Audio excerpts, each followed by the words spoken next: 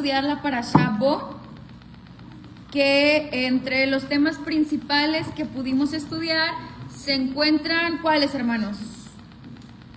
La advertencia de una nueva plaga. Ok. Bueno, básicamente vemos 3 plagas, ¿no? Sí, que eran las que nos faltaban. Y esas plagas fueron La de langostas, La oscuridad y la muerte de los primogénitos. ok, langostas, oscuridad y muerte. Muy bien. La plaga de las langostas que atacó principalmente a qué, hermanos. solo había quedado de la cosecha. Las La de mis cosechas. cosechas, sí. Sí, muy bien. ¿Algo más, hermanos, que veamos en esta parashá? Además de estas 3 plagas. Pesa La liberación. Ok. y pues el comienzo de pesa. El comienzo de Pesaj, ok. Pues, no, es el calendario. Ok. Muy bien. ¿Algo más? Los panes sin levadura. Sí, también las instrucciones. Ajá. Salida de Egipto. Ok, la salida de Egipto, muy bien. Bueno, estos son los temas principales que pudimos aprender y la Haftarah que vamos a estudiar, la conclusión para cerrar este tema, se encuentra en Jeremías capítulo 46, versos del 13 al 28. Jeremías 46 del 13 al 28.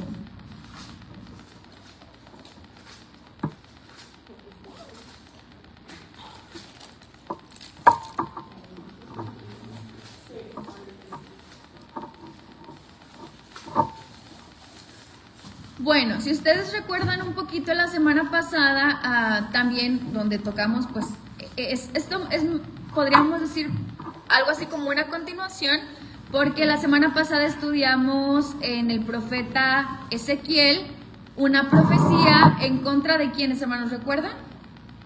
En contra de Faraón. De Faraón y de Egipto. Era una profecía de destrucción, una profecía negativa. Y dijimos que tanto Ezequiel como Jeremías fueron contemporáneos en esa misma época.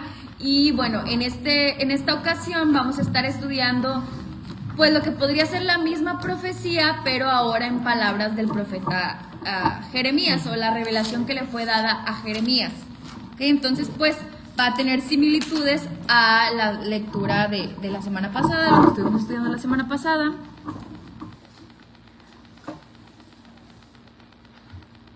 Y bueno, le vamos a pedir a la hermana, no dice que no, a la hermana Mari Félix si nos ayuda a realizar la lectura. ¿De dónde a dónde? Del 13 al 28. Ok. Vamos a empezar. La palabra que habló Yahweh al profeta Yirmeyahu sobre la venida de Nebuchadnezzar, rey de Babel, para atacar la tierra de Mizraim. Declárenlo en Mizraim, proclámenlo en Migdol, proclámenlo en Nob y en Tapanhes. Digan, preséntate y prepárate porque la espada ha devorado en todo tu alrededor. Porque han sido arrasados tus fuertes, no pudieron mantenerse en pie porque Yahweh los derribó. Hizo tropezar a muchos, cayeron unos sobre otros y dijeron, levántate, volvamos a nuestro pueblo, a nuestra tierra natal, por causa de la espada mortal. Ahí le gritaron al Barot, rey de Mizraim, alarmista, que dejó pasar la oportunidad. Por vida mía, declara el rey, cuyo nombre es Yahweh de los ejércitos, tan cierto como que el Tabor está entre los montes y el Carmel junto al mar, así sucederá esto. Equípate para el exilio, oh hermoso Mizraim, que mora segura, porque no se convertirá en ruinas, desolada sin habitantes. Mizraim es una hermosa novilla, un matarife viene del norte, viene. Los mercenarios también, en medio de ella, son como becerros cebados, también ellos se volverán, huirán a una sin detenerse. El día de su desastre está sobre ellos, la hora de su castigo. Ella silbará como serpiente que se va cuando vengan marchando en ejército. Vendrán contra ella con hachas como leñadores, cortarán su bosque, declara Yahweh, aunque no puede medirse, porque son más numerosos que las langostas, son incontables. La hermosa Misrayim se abochornará, la entregarán al pueblo del norte. Yahweh de los ejércitos, el Elohim de Israel, ha dicho: le infligiré castigo a Amón de No y a Parot, a Misrayim, a sus deidades y a sus reyes, al Parot y a todos los que en él confían. Los entregaré en manos de los que buscan matarlos, en manos de Nabucodonosor, rey de Babel, y en manos de sus súbditos. Pero después será habitada como en los días pasados, declara Yahweh. Pero tú no temas, mi siervo Jacob, no desmayes, oh Israel. Yo te libraré desde lejos a tu descendencia, de la tierra de su cautividad, y a Jacob volverá a tener calma, y a estar tranquilo sin que nadie lo moleste.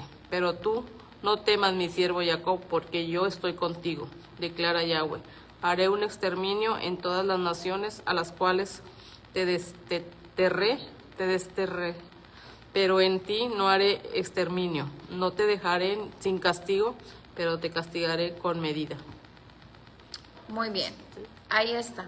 Entonces estos son los versículos y bueno, como les comentaba, pues recuerdan, la semana pasada hablamos precisamente de este tiempo en el que esta profecía es dada, bajo qué circunstancias.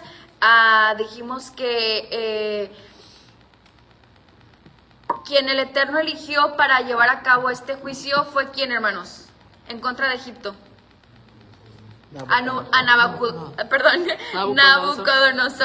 Nabucodonosor, el rey de Babilonia, el imperio babilonio, pues fue quien vino a derrotar a los egipcios, porque pues el Eterno así lo ordenó y los usó como su instrumento de justicia. Y eso es lo que vemos precisamente en los primeros versos. Dice ahí que el Eterno pues le dio esta profecía al profeta Jeremías y que le dijo que pues Nabucodonosor venía para asolar la tierra de Egipto. Entonces la semana pasada hablábamos que esto pues lo vimos cumplido, ¿no? Veíamos ahí profecías en contra de Faraón, en contra de Egipto, de sus habitantes y de la tierra en sí, y hablábamos que decía ahí que iba a quedar asolada. Esto es, recuerdan, en la profecía de Ezequiel decía pues que nunca más iba a volver a ser un imperio como lo fue, con esa grandeza, que cosas como su lenguaje, su historia iban a ser borradas, su tierra iba a quedar deshabitada. Hablamos de todo esto y que pues en ese momento se cumplió y hasta nuestros días dijimos, bueno, Egipto nunca volvió a ser pues una nación tan grande como en aquellos días, pues el Eterno cumplió con su palabra.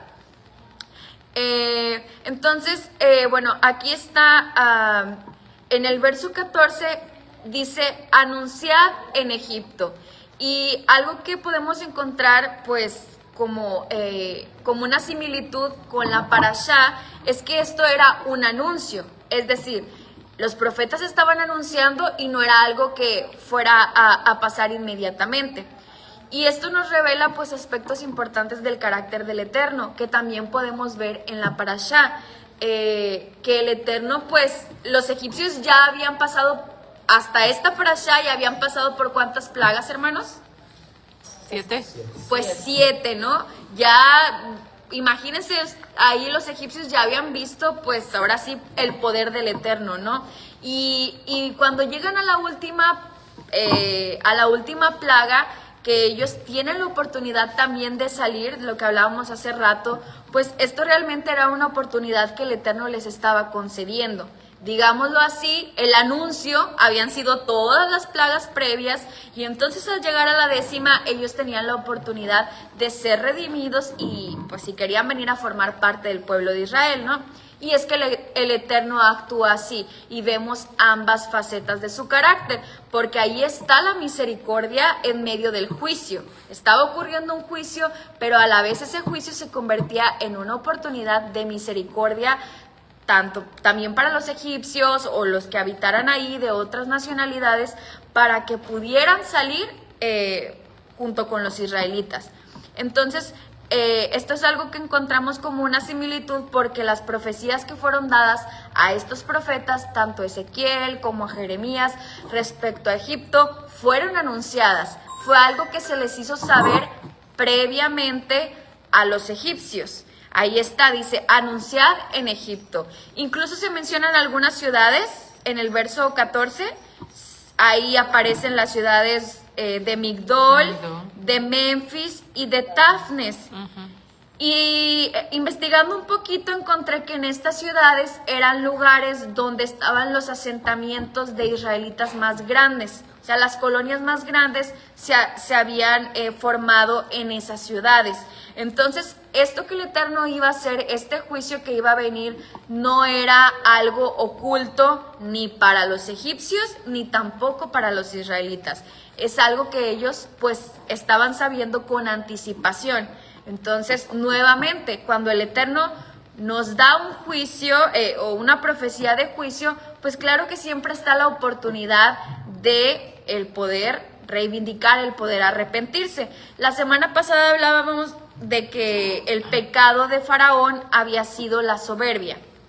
Y el pecado de Egipto como nación era la idolatría. Mencionamos eso la semana pasada. Entonces, en este caso, pues si ellos estaban recibiendo esta palabra y este juicio, pues ellos también tenían la oportunidad de pues poder cambiar, ¿no? El no estar cometiendo esos pecados, pero esto no era nada que estuviera oculto. Entonces, esta es una conexión que yo encontré, como el Eterno anuncia previamente sus juicios o manda como juicios quizá iniciales, advertencias, anuncios, pero siempre está ahí esa oportunidad, siempre está ahí también la misericordia que pues quien realmente lo quiera, pues puede tomarla.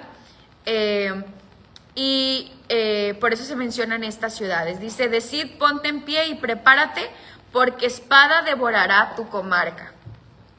Entonces, pues en el caso de Faraón vemos que a pesar de que pues venían las plagas, ¿él qué hacía, hermanos? Endurecía su corazón. Él no lo tomó como una oportunidad de arrepentimiento, de cambio, de hacer teshuvá.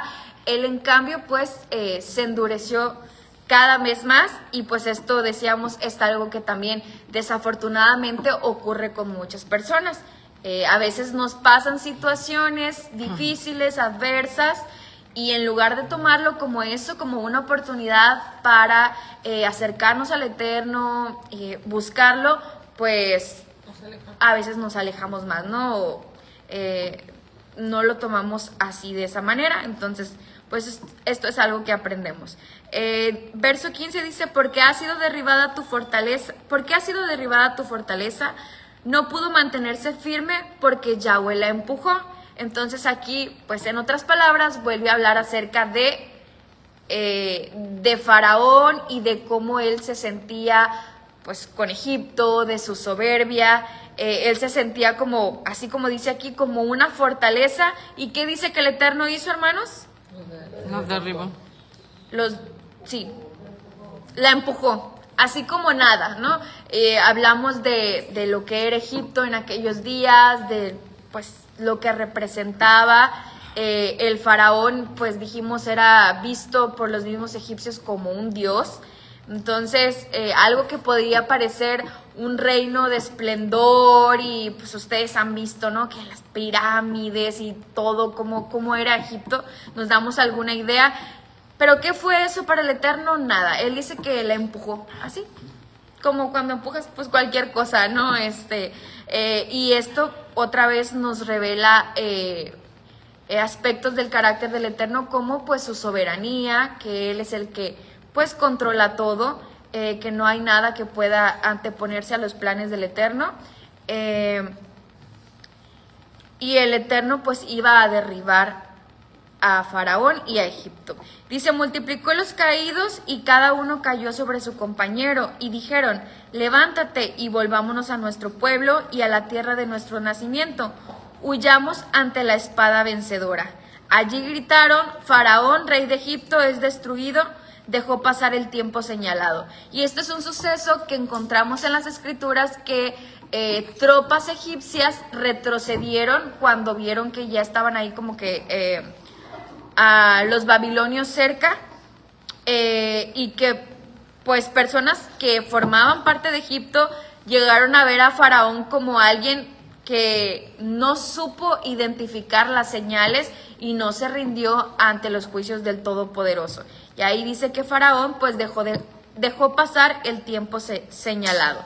Y luego en el verso 18 encontramos las palabras del Eterno. Dice: vive yo, dice el Rey, cuyo nombre es Yahweh de los ejércitos, que como Tabor entre los montes y como Carmelo junto al mar, así vendrá. Entonces, aquí, ¿qué es lo que está haciendo el Eterno, hermanos, en este verso?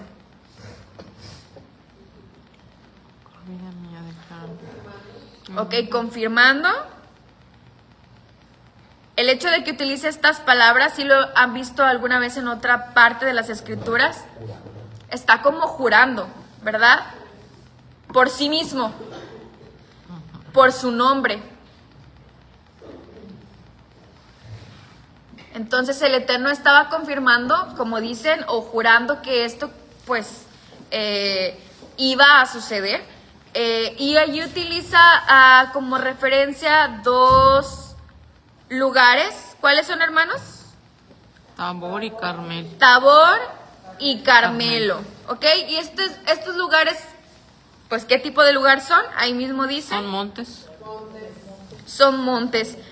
Algo que sepan, hermanos, acerca de estos montes, por ejemplo, del monte Tabor. Algo que recuerden, alguna otra mención en las escrituras acerca del monte Tabor.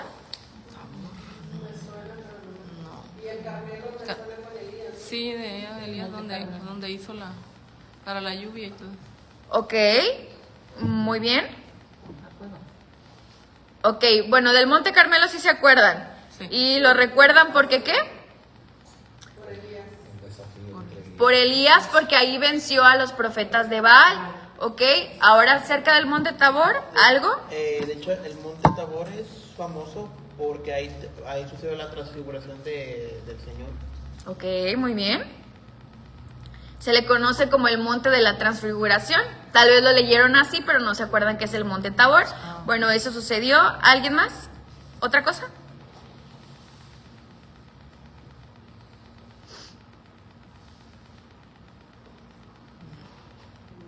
No sabemos mucha geografía. Yo tampoco. ¿Algo más?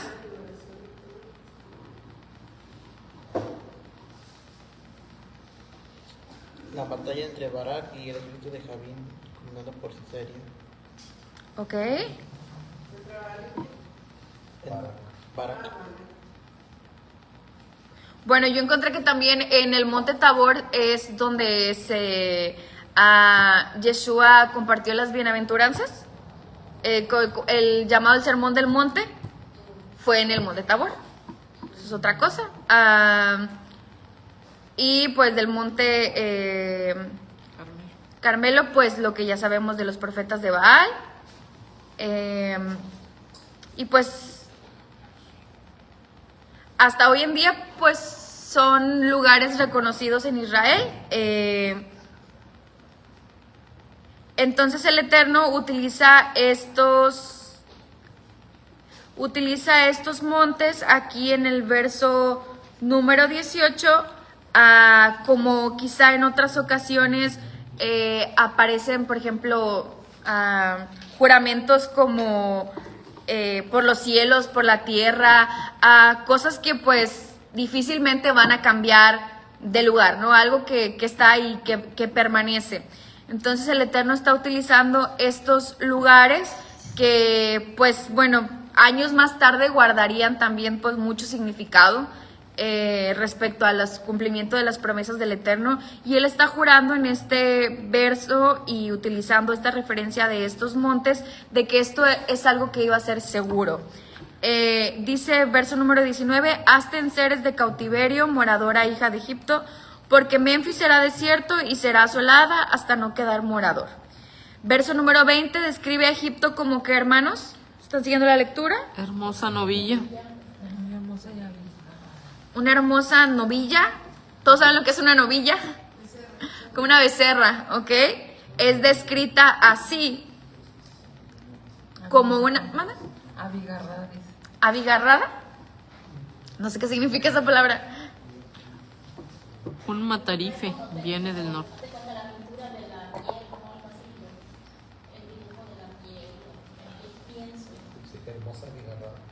Novilla abigarrada. Ah, novilla abigarrada. Ok, es una palabra más antigua, supongo, porque no la conozco. Bueno, aquí la versión Reina Valera dice becerra hermosa, es Egipto. Y bueno, es utilizado pues porque realmente pues Egipto, como en su esplendor, pues como ya dijimos, era una nación, un imperio hermoso, pero es comparado. ¿Por qué creen que se le llame becerro, hermanos? ¿Qué relación pudiera tener este animal con Egipto? Ok, por sus dioses, puede ser. ¿Qué más?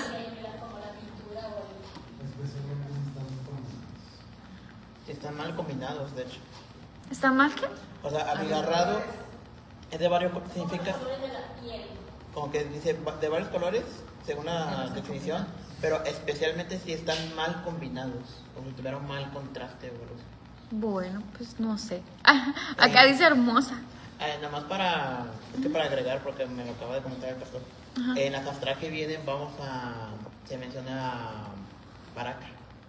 O sea, la batalla de Barak con Débora, una de las puestas de Israel. Ajá. Así que es como que, será como que en el próximo episodio, por así decirlo. En el Monte Tabor. Ah, en el Monte Tabor. Ah, ok. Muy bien. Bueno, es descrita así como una becerra, puede ser por los dioses, pero puede ser también porque a pesar de ser hermosa y esplendorosa, finalmente los becerros eran unos animales que utilizaban para ser sacrificados dentro del pueblo de Israel. Entonces dice esto sobre Egipto, becerra hermosa, y luego dice, viene destrucción sobre ti. Por esplendorosa o hermosa o como seas considerada hoy en día, pues viene la destrucción. Y dice, del norte viene. ¿Cómo? Un matarife viene del norte. ¿Un matarife? Ajá. Tarife. Matarife. Ah, ok. Ah, ok. Ah, bueno. Ah, sí.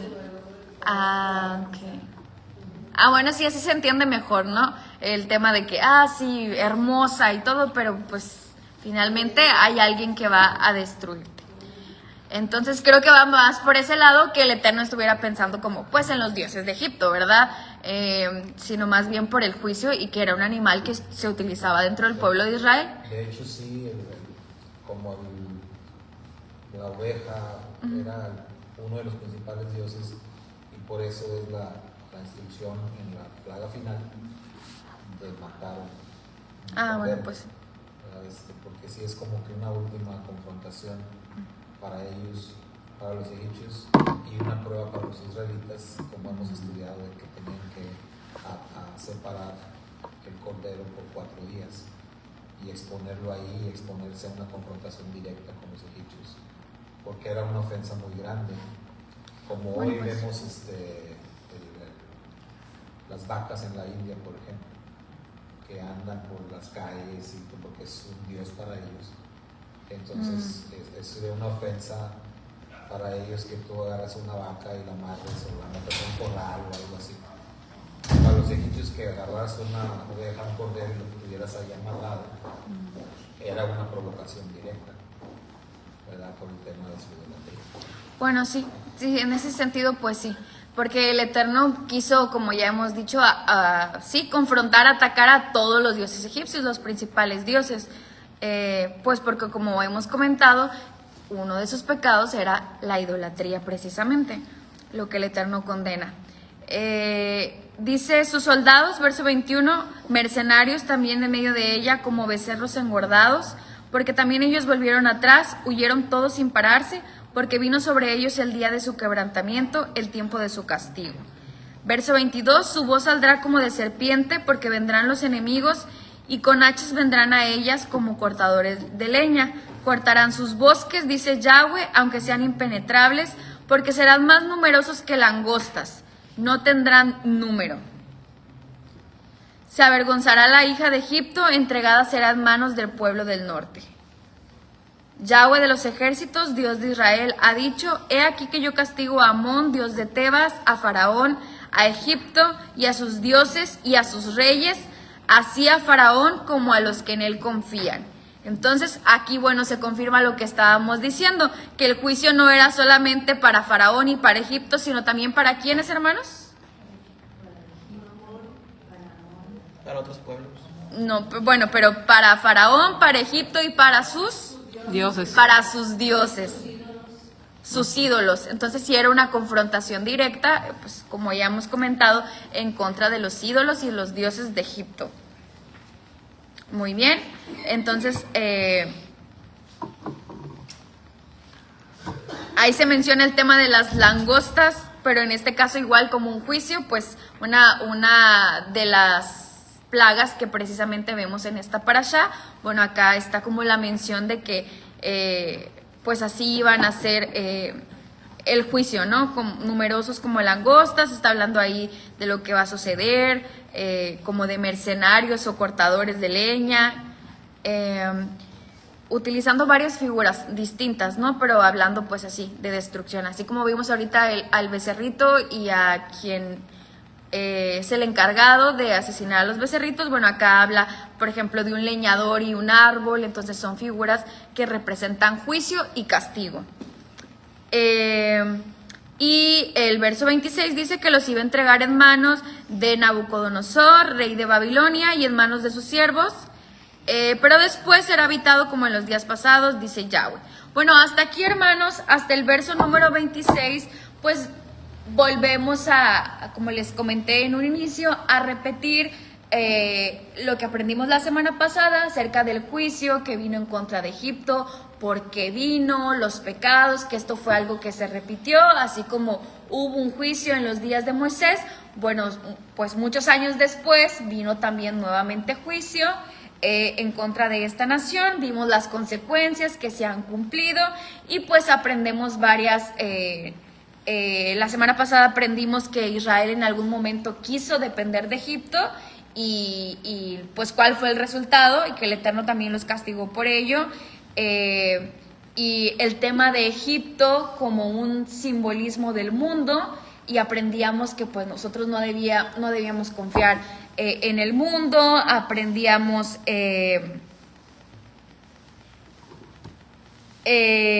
pues este tema de la soberanía del Eterno, de cómo Él actúa, de su misericordia y de su justicia, de la oportunidad de redención que les dio a los egipcios, en este caso, tanto en la parashá, con esta oportunidad de que ellos pudieran ser redimidos, y bueno, acá también con estas advertencias y estas profecías que pues tenían el propósito que ellos se arrepintieran. Todo esto pues respecto a Egipto, a sus pecados, a sus juicios y las aplicaciones que podemos hacer a nosotros. Pero el verso principal o más importante, digamos, de esta Haftará lo encontramos en los versos 27 y 28. Este es como que el punto principal de esta Haftará, o de la mayoría de los estudios que yo pude encontrar. Y estas palabras son ya no dirigidas a Egipto, sino ¿a quién, hermanos? A Israel. A Jacob. Oh, Israel. Ajá. Y a Jacob, que simboliza o representa a quiénes? Israel. Al pueblo de Israel, ¿verdad? Aquí. Me llama la atención que usan los dos nombres. ¿Dónde? En el 27. sí. No temas, no desmayes, Israel. Así es. Ahí están los dos nombres que ya hemos hablado. Bueno, esto es algo que también recordaba. Bueno, no sé si ustedes recuerdan que hemos visto todos el tema del cambio de nombre. Y por ejemplo, con Abraham, que el Eterno le dice: ya no te llamarás Abraham, te llamarás Abraham. Y nunca más, o sea, ya no serás llamado con ese nombre. Y pues ya a partir de ahora, de ese momento ya no vemos menciones de Abraham con ese nombre. Sin embargo, tenemos a Jacob, que también es llamado Israel, y dice, y ya no te llamarás de ese modo. O sea, aparece la misma frase que aparece con Abraham, pero luego vemos muchas menciones de Jacob e Israel y hemos hablado de lo que esto representa. Jacob como un simbolismo del pueblo de Israel, el tema de... Es un tema bastante profundo, bueno, en un estudio que estuve viendo, ya ahí se meten como que a las palabras y todo el tema de las letras, hacen conexiones de que el nombre de Jacob está más conectado, en resumen, con la parte física terrenal y el nombre de Israel con algo como el alma. Es bastante complejo, la verdad, como que para yo entenderlo y explicárselo, pero nosotros lo vemos así, ¿no? Como que el tema de Jacob es cuando Israel andaba, pues, digamos, espiritualmente no tan bien, es llamado Jacob muchas veces. Y cuando el tema, cuando andaba pues mejor, ¿no? Se le llamaba Israel, así más o menos lo entendemos, pero les digo, es más una cuestión quizá no tanto de andar mal y andar bien, sino cuando estás más conectada con tu parte física y cuando estás más conectada con tu parte espiritual. Algo así como cuando hablamos de Jacob y Esaú, ¿no? Que uno como que se preocupaba más por una cosa y otro más por la otra, y no es que ninguna de las dos estén mal, sino que se tenía que encontrar una armonía. Bueno, en este caso de los nombres algo similar encontré, pero bueno, estos últimos versos, decíamos, están dirigidos a Israel. Y pues seguramente si nos ponemos a pensar en Israel, en Egipto, estas palabras también pudieron ser aplicadas, porque como, pues de todas maneras, ¿ustedes cómo creen que se sentían los israelitas? Sí estaban viendo las plagas y todo, pero pues imagínese usted siendo un israelita en Egipto, pues ¿qué estaría pensando? Probablemente también tenía miedo, ¿no? Porque pues era... Creo que es la película de Éxodo, Dioses y Reyes, en la parte donde pues ya hacen el sacrificio y pues nada más esperan velando. Es que para mí es una de las escenas más fuertes, porque es que si lo pensamos realmente, ellos deben mantenerse despiertos y todavía tienen que escuchar a todo Egipto llorar por sus hijos que fallecieron. O sea, la escena es como que si nos ponemos en los zapatos de los israelitas en ese momento, es como que, pues que siento, o sea, como que a ti, o por lo menos para mí, o sea, a mí me da tristeza porque pues, o sea, también, o sea, ellos también tienen hijos, o sea, y pues perdieron todo a causa de su dureza del corazón. Entonces creo que es algo muy, o sea, si tratamos de recrear la escena, o sea, y lo tratamos de experimentar, o sea, es muy doloroso, porque la verdad es como que nadie quiere tener esa situación, nadie quiere vivirlo, así como fue, vaya, la orden de ejecutar a los niños en el río Nilo de parte de los hebreos. O sea, sí, se entiende que es el castigo, que pues ya, ahí se hace la justicia, pero aún así es como que te entra la tristeza y el miedo, porque es como que, aunque sean tus enemigos, es como que o sea, nadie quiere que, ni a tu peor enemigo le deseas ese castigo tan duro. Sí, claro, pero más allá que los egipcios, y no porque queramos hacer así, pero bueno, yo me pongo a pensar, imagínense, eran instrucciones tan precisas, ¿no creen que ustedes sentirían así de que, ay, no, pues ya va a ser la hora, ¿no? Y pues sí, pues a ver las marcas, sí nos comimos todos, y yo estaría así como que, pues nada más esperando como que el juicio ya pasara para sentir, ya, o sea, ya estamos libres. Yo creo que hasta ese momento yo tendría temor de que los primogénitos de mi casa, o sea, realmente pudieran morir. Bueno, no sé, yo sí me pongo como que a pensar, ¿no? Que sí podría tener temor de que se completara el juicio y que no estaba yo a salvo hasta que ya dijeran, bueno, ya, se terminó y vámonos, ¿no? Entonces, bueno, esto es algo que sucedió, que vemos en la porción. Nos podemos pues imaginar un poquito la situación en aquellos días, y bueno, en este tiempo sabemos que también junto con el tema de de que Nabucodonosor conquistara Egipto, eso representó también en el caso de los judíos, ¿qué hermanos? O sea, después Nabucodonosor iba a ser el encargado de ¿qué? De aplicar el juicio a Egipto, pero también aplicar el juicio a Judá, porque finalmente los babilonios iban a ser quienes se los iban a llevar al cautiverio. Entonces esto representaba juicio también pues para Judá. Y pues aquí es donde también el Eterno les dice, porque por eso les mencionaba que las ciudades que estaban al principio, donde empieza la profecía en contra de Egipto, se cree que eran los lugares donde se concentraban la mayor parte de los israelitas.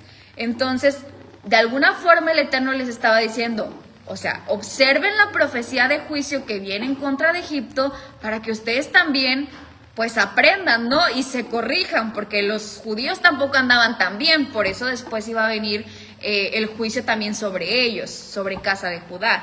Y bueno, para ese entonces pues ya las tribus del norte, que son mencionadas también ahí, el tema del norte, pues ya habían sido exiliados. Entonces ya había habido juicios sobre las tribus del norte, iba a venir juicios sobre Egipto, y ellos mismos, los babilonios, iban a ser los encargados de traer juicios sobre Judá, y por eso es que el Eterno también les está hablando, porque obviamente el Eterno, a través de las plagas, aunque eran en contra de Egipto, le hablaba a su pueblo. También les quería enseñar algo, y eso lo vimos también la semana pasada, ¿no? Tanto los egipcios iban a saber quién era el Eterno, como los israelitas iban a saber quién era el Eterno. Entonces, pues el Eterno les estaba hablando, en este caso ahora acá, también a través del juicio que iba a venir en contra de Egipto. Bueno, y les dice, no temas, siervo mío Jacob, ni desmayes Israel, porque he aquí yo te salvaré de lejos, y a tu descendencia de la tierra de su cautividad. Entonces aquí ya les está recordando lo que iba a suceder, pero que el Eterno los iba a salvar. Dice, y volverá Jacob y descansará y será prosperado, y no habrá quien lo atemorice. Tú, siervo mío, Jacob, no temas, dice Yahweh, porque yo estoy contigo, porque destruiré a todas las naciones entre las cuales te he dispersado, pero a ti no te destruiré del todo, sino que te castigaré con justicia. De ninguna manera te dejaré sin castigo. Entonces, otra vez, ambas facetas del Eterno, el Eterno no los está librando del castigo, porque pues finalmente sí fueron llevados en cautiverio, se cumplió la profecía, sí hubo un castigo, pero bueno, específicamente si hablamos históricamente, pues pudieron regresar, ¿no? Y proféticamente sabemos que pues esto no se ha cumplido aún del todo, ¿no? Todavía falta que el Eterno traiga a todo su pueblo, a todos los que aún estamos dispersos. Esto es algo que va a suceder, como sabemos, hasta el regreso de Mashiach. Entonces ese castigo pues sí fue aplicado, pero el Eterno nos recuerda su misericordia y que pues esto no iba a ser para siempre, sino que el Eterno tiene promesas para su pueblo de volver a su tierra, descansar y ser prosperado y nunca más volver a ser atemorizado. Entonces también, como sabemos en la historia del pueblo de Israel, ellos también sufrieron castigo, porque si bien salieron con éxito y todo, pues sabemos lo que vino después, ¿no? Tuvieron que andar en el desierto, toda la historia de lo que sucedió, también hubo castigo para aquella generación, y finalmente, pues bueno, pudieron entrar a la tierra prometida. Entonces nosotros nos encontramos en una situación similar. Quizá ahora también estamos atravesando por pruebas, por dificultades, por castigos, seguimos en entrenamiento, pero finalmente pues nos aferramos a esta promesa de que como parte del pueblo de Israel pues vamos a entrar a la tierra prometida, ¿no? Vamos a ser parte del reino milenial, vamos a ser parte somos parte del pueblo de Israel, y de este pueblo que va a ser restaurado. Entonces podemos aplicar esta promesa para nosotros. Y pues la instrucción para Israel en estos días es que no temamos. Entonces tú no temas. Y me ponía como a revisar cuántas veces el Eterno, cuántas veces vemos esta frase de no temas en las Escrituras. y si alguna vez tienen la oportunidad de revisarlo, aparece demasiadas veces. No temas, no tengas temor, no temas, no tengas temor, muchísimas veces. Es algo, yo creo que el Eterno pues siempre quería compartirle al pueblo de Israel esto de no temer, de no tener miedo, y algo que nos va a ayudar a estar más confiados es el que nosotros podamos ser o estemos seguros que estamos siendo siervos del Eterno, porque así es como es llamado. Dice, no temas, y luego ¿cómo le llama a Jacob? No temas, siervo mío. Entonces, algo que nos va a ayudar a estar más seguros y más confiados, a no tener temor, es el estar actuando como siervos. Y esta palabra que aparece aquí, la frase de siervo mío, para los judíos es un concepto que, las palabras son, ¿qué me les digo? Son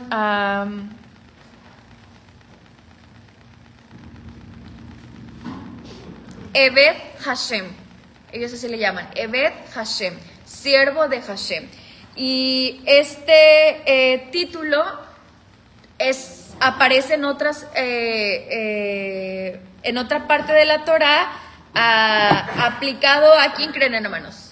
¿Quién creen que es llamado en la Torá o descrito como un Eved Hashem? ¿Quién? Moisés, sí. Moisés es descrito en la Torá como Eved Hashem. Este título es así aplicable a él. Bueno, acá lo vemos aplicado al pueblo de Israel. Y bueno, dentro del judaísmo es todo un concepto en donde se enfatiza este tema del amo y del esclavo. Porque sabemos que siervo, aunque está traducido así, realmente significa esclavo, llamándole, como la esclavitud antigua, ¿no? Amo y esclavo. Entonces,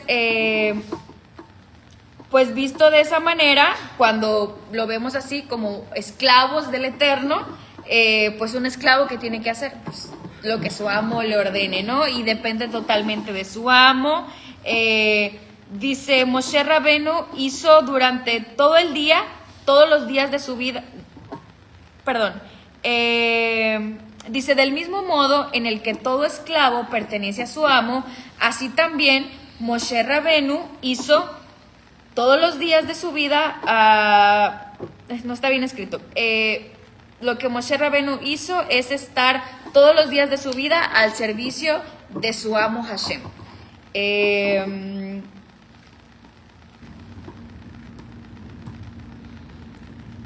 Y que todo lo que estuvo haciendo pues durante el ministerio fue no buscar algo para sus propios fines, sino que era pues servir directamente al Eterno, ¿no? Al punto que, como sabemos, Moshe estaba dispuesto hasta pues casi dar su vida, ¿no? Por el pueblo, porque él no estaba concentrado en cumplir pues sus metas, sus propios fines, en buscar algo para sí mismo, sino que él realmente era un servidor del Eterno y del pueblo del Eterno.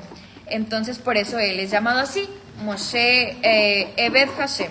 Entonces, en esta porción vemos que para poder estar seguros, para poder no tener miedo de lo que venga, pues hay que ser entonces nosotros siervos, esclavos de nuestro amo, y esto es estar pues dispuestos a lo que tengamos de vida, no buscar algo para nuestros propios fines, no estar concentrados en nosotros, sino en lo que el Eterno pues quiere que hagamos, en lo que tiene para nosotros.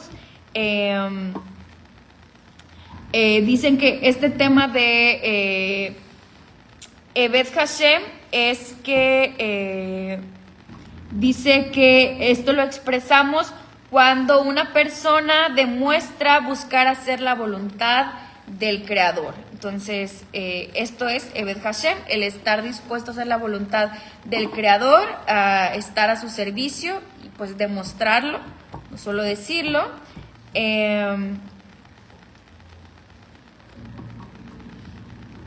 Dice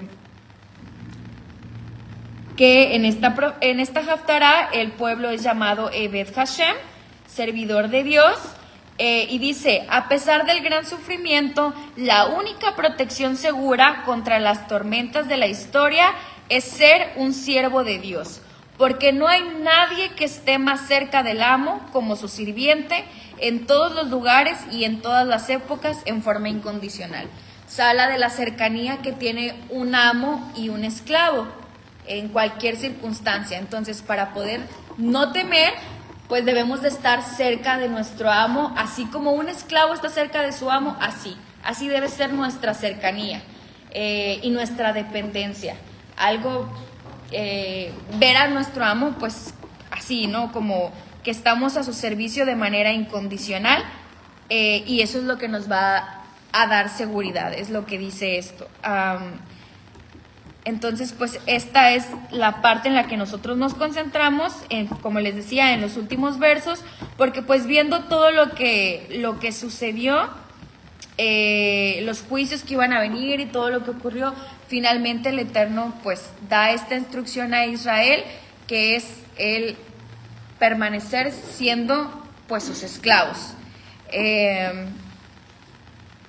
Y pues que finalmente iba a venir esa promesa de restauración, que es pues lo que hoy en día nosotros estamos esperando. El ser restaurados, el que Yeshua regrese, pero mientras eso sucede, lo único que nos queda es ser Eved Hashem, esclavos de nuestro amo, estar cerca de él para poder permanecer firmes, para poder no desmayar, como dice ahí, es pues estar trabajando, así como un esclavo está trabajando todo el tiempo al servicio de su amo. Eso va a ser lo que nos va a ayudar a poder permanecer firmes hasta el fin, como dice las Escrituras, a pesar de las circunstancias, a pesar de lo que suceda, de las tribulaciones, de castigos y juicios que vengan, nosotros, Eved Hashem, siervos del Eterno. Y bueno, hermanos, pues esa es la lección que nosotros nos podemos llevar el día de hoy. Que se lleven eso en su mente, el poder ser mejores esclavos, con todo lo que eso implica. Y eso es lo que aprendemos y nos vamos a quedar pues nosotros la enseñanza o la conclusión de esta porción.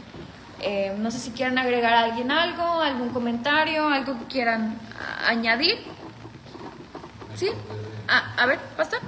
Hermano. Yo nada más me acordé de un canto hebreo muy bonito, inspirado en el Salmo 123, que se llama Kinei Kinei Abarim. Okay. Como los ojos de un siervo miran la mano de su señor, como los ojos de la sierva miran la mano de su ama, así que me río a ti, Adonai, Dios mío, hasta que te apiades de mí. Creo que algunos lo cantamos. Sí, lo cantamos. Sí, una versión. Sí, de ver así al Eterno como un amo. Y es que pues tiene muchas implicaciones, ¿no? Podríamos hablar mucho de, pues sí, de un esclavo, de que su amo pues es su dependencia, su señor, a quien le debe obediencia completa. O sea, de que de él dependía pues prácticamente su vida, porque pues podría hasta sí disponer de ella. Bueno, ¿sí, hermana? ¿Iba a decir algo, hermana Leida? Sí, que yo encontré que la invasión de Babilonia a Egipto estaba documentada y que se llama la batalla de Carquemis. Ok. Entonces, bueno, porque pues nos sirve también checarlo en la historia, ¿verdad? Que sí está fidedignamente registrado qué sucedió. Incluso cuando llegaron a Siria, o sea, destruyeron Nínive de tal manera que la dejaron súper enterrada, y por eso muchos años no se creía que Nínive sí había existido y la historia contada y todo eso. Hasta nuestra era se desterró, o sea, vaya, se descubrió la ciudad de Nínive. Eso me hizo muy interesante. Sí, claro, siempre. A mí se me hace muy interesante todos esos datos históricos. Bien, ¿alguien más, hermano? Sí. Ahorita comentaba de no temas que Ajá.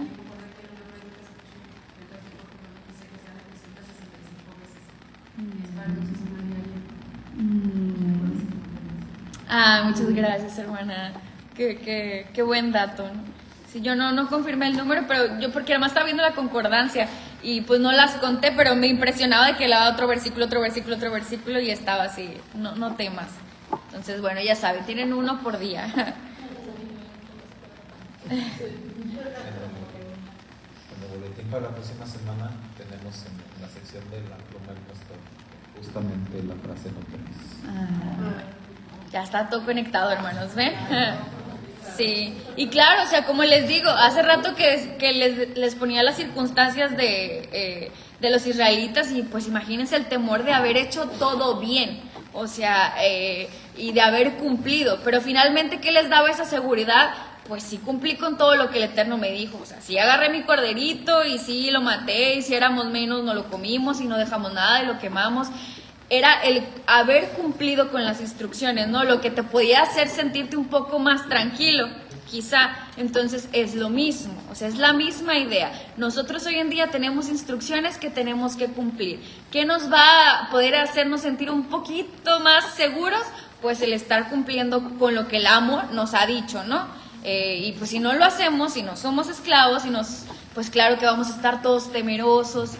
Entonces, en otra, el que les digo que me gusta mucho ver, que se llama Haftará en un minuto, el rabino decía que entender, pues, esto de que pues el Eterno tiene el control de todo es como la clave de la vida, porque pues cambia tu perspectiva cuando entiendes que Él controla todo, ¿no? Que no es como, ay, ¿por qué me pasa esto? ¿Por qué me pasa lo otro? Sino que el Eterno está en control de todo y entonces, pues, sí, le empiezas a perder un poco el temor a las situaciones que vienen porque, pues, sabes que el Eterno está actuando. Entonces hablaba mucho acerca de esto, de poder entender, pues, cómo el Eterno trabaja, de poder conocer mejor a nuestro Padre, pues muchas cosas que podemos hablar acerca de esto, ¿verdad? Pero bueno, yo me quedo con eso, que pues si no queremos temer, pues hay que ser obedientes. No es como que, ay, no temas y ya nada más así no hagas nada, sino que pues hay que obedecer. Bueno, pues entonces, Eved Hashem, seamos buenos siervos, esclavos de nuestro Padre, nuestro Amo, y con esto concluimos la Haftará del día de hoy. Gracias a la hermana Norma que nos estuvo acompañando. Tuvimos uno, está bien. Pues yo nomás veo a la hermana Norma, no sé si haya más. Bueno, no me aparecen, disculpen, hermanas. Que el Eterno les bendiga y nos vemos ahorita en la siguiente clase. Chao, chao.